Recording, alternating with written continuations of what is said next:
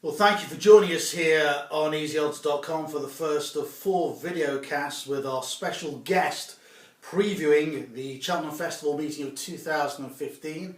It is a very good morning to betting guru Angus Loughran, who joins me now. And Angus, as always, heads looking forward to next Tuesday and the crowd roaring before the Supreme Novices Hurdle. We're going to have a look at each of the 4 main races on each of these video casts. So let's go to the feature race on Tuesday, the Champion Hurdle.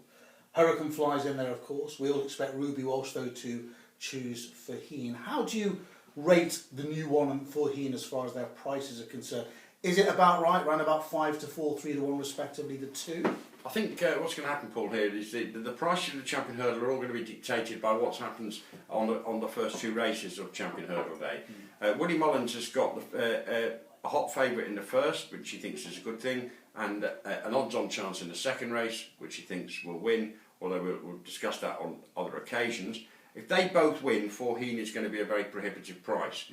If one of them gets beaten, he only needs one of them to get beat, the liabilities aren't going to be quite the same on the day for the bookmakers. So I think that Faugheen might drift. So you, in other words, if you haven't had a bet yet, yeah, wait and see what happens in the first one of those 2 races. It's 5 to 4 top price, and it doesn't look like it's going to be much shorter before Tuesday morning. And to be quite honest, on Tuesday morning it will be bigger, because what will happen is, first thing in the morning, the bookmakers like to get the favourites at Cheltenham. Now, will it be bigger come race time will be dictated by what happens in the first 2 races.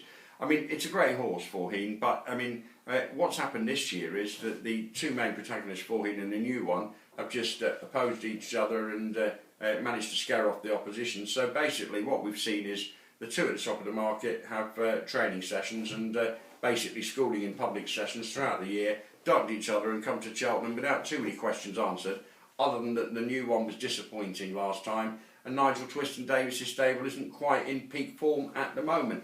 But we all saw what happened last year, and it could arguably be determined an unlucky loser. But then you look at Jetski, who is around about a 5 to 1 chance. I think it's a moral each way bet, because I really would be very surprised to see Jetski out the frame, and it could easily repeat its win. After that, you're going to Hurricane Fly, and what a story it would be if Hurricane Fly were to win, not getting any younger, has won the race. People forget that it has actually won a Champion Hurdle, but to come back and regain it. I mean, this horse that regards Leopardstown as the place to clean up, it would be a huge story and probably be the most costly result for the bookies. But I actually think Hurricane Fly would be more suited to a 2.5 mile race now than 2 miles, apart from its beloved Leopardstown. But it's going to be Jetski, it's going to be my selection each way. I just think there's a lot of questions about the new one, and I think Faugheen, although lovely horse, I think prone to the odd error, and you know, I'm not sure that you can get away with any error in the Champion Hurdle. And before that, you touched on it slightly. The Supreme Novices Hurdle kicks us off. Great quote from Willie Mullins when he said, "Duvan is as nice a horse as I've ever sent to the Cheltenham Festival." Yeah, which is so. What it means is, you know, he goes there with as good a chance as anything I've sent there. I mean, can you honestly believe that? Yeah, but I don't actually interpret the same way as you interpret. I interpret that it's a cover-up, that he could give anything that he's got. I know he rates the horse, and listen to him. I mean, the 2 times it has won, when it won at Thurles, it made a huge impression. What has he beaten? Gowran. I mean, he's not beaten anything. No. But what I will say is that Noel Mead came across to Cheltenham to a big media day in the build-up to the race, and said that if any horse that he'd like to train would be this one, and it had made a favourable impression. I mean, we have had some big gambles go astray in this race, particularly Irish gambles. We've had some popular winners, like a butterfly.